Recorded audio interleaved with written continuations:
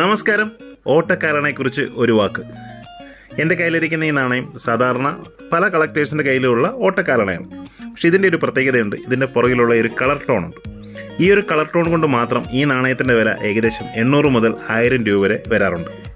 സാധാരണ നാണയത്തിൻ്റെ വില നിങ്ങൾക്കറിയാം, ഒരു 30 രൂപ മുതൽ 50 രൂപ അല്ലെങ്കിൽ 100 രൂപ വരെയാണ് വരുന്നത്. ഇതിൻ്റെ ഈ കളർ ടോൺ കൊണ്ട്, അൺസർക്കുലേറ്റഡ് കളർ ടോൺ കൊണ്ട് മാത്രമാണ് അതിന് വില വ്യത്യാസം വന്നത്.